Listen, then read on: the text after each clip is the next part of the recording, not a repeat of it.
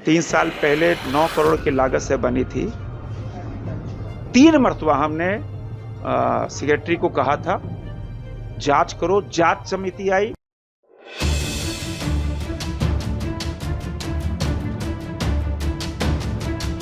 केंद्रीय रक्षा राज्य मंत्री सह रांची सांसद संजय सेठ की अध्यक्षता में गुरुवार को दिशा की बैठक संपन्न हुई। इसमें खूंटी सांसद कालीचरण मुंडा, सिंहभूम सांसद श्रीमती जोवा मांझी, खरसावा विधायक दशरथ गागराई, उपायुक्त रविशंकर शुक्ला, एसपी मुकेश कुमार लुनायत सहित तमाम प्रशासनिक पदाधिकारी मौजूद रहे। इससे पूर्व सभी जनप्रतिनिधियों का उपायुक्त ने स्वागत किया। बता दें कि नई सरकार के गठन के बाद दिशा की यह पहली बैठक थी। बैठक के बाद मीडिया कर्मियों से बातचीत करते हुए केंद्रीय रक्षा राज्य मंत्री संजय सेठ ने कहा कि बैठक में जिले के विकास से संबंधित कई प्रमुख बिंदुओं पर चर्चा हुई। उन्होंने बताया कि संबंधित विभागों के पदाधिकारी को 1 हफ्ते के भीतर सभी समस्याओं के समाधान हेतु कार्रवाई सुनिश्चित करने के निर्देश दिए गए हैं। प्रधानमंत्री ग्रामीण सड़क योजना को लेकर केंद्रीय रक्षा मंत्री ने पदाधिकारी को विशेष निर्देश देने की बात कही। साथ ही योजनाओं को लेकर संवेदकों की कार्य प्रणाली पर भी उन्होंने सवाल उठाए, जिसे दुरुस्त करने का निर्देश देने की बात कही। केंद्रीय रक्षा राज्य मंत्री ने टाटा चाईबासा सड़क को लेकर भी आपत्ति जताई और कहा कि संबंधित विभाग को इसे दुरुस्त करने के निर्देश दिए गए हैं। वहीं सिल्ली रंगामाटी सड़क में हुए अनियमितता पर रक्षा राज्य मंत्री ने सख्त टिप्पणी करते हुए संवेदक को ब्लैकलिस्टेड करने की बात कही है। उन्होंने कहा कि रांची पहुंचते ही संवेदक के खिलाफ कार्रवाई की जाएगी। वहीं बैठक में शामिल सिंहभूम सांसद जोवा मांझी ने भरोसा जताया कि दिशा की बैठक में लिए गए निर्णय पर जल्द ही कार्रवाई शुरू होगी और विकास की योजनाएं धरातल पर उतरेगी। जो पिछले 3 साल पहले 9 करोड़ की लागत से बनी थी, 3 मरतबा हमने सेक्रेटरी को कहा था जांच करो, जांच समिति आई, फिर उसको गड्ढा भर दिया गया।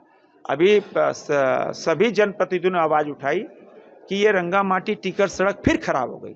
हमने उपायुक्त का कहा है, अब हम रांची जाके सेक्रेटरी को भी कहेंगे कि ऐसे संवेदक को ब्लैकलिस्टेड करो कि 9 करोड़ की सड़क और 3 महीने 4 महीने में धुल जाती है। इसके मतलब भारी अनियमितता उस सड़क पर हुई है।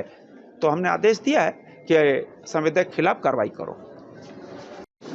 इस सेशन की पहली बैठक हुई है, बहुत अंतराल के बाद हुई है, लेकिन हमने ये आश्वस्त किया कि दिशा की बैठक अब हर 3 महीने के एक बार होगी। 3 महीने में इसलिए कि एक्शन टेकन रिपोर्ट जो होती है, जो माननीय सदस्य कोई समस्या का ध्यान दिलाते हैं तो उसका क्या एक्शन हुआ है, तो इसीलिए हर 3 महीने पे बैठक होगी। सारे अधिकारी रहते हैं, समस्या का निष्पादन भी सही समय पे होता है। आज बहुत महत्वपूर्ण विषयों पे चर्चा हुई है और उन विषयों पर गंभीरता से हम सब ने निर्णय लिया है और निर्णय लेने के बाद उसको धरातल पर उतारना 1 सप्ताह के अंदर, हमने कहा कि 1 सप्ताह के अंदर इसकी रिपोर्ट आ जाए।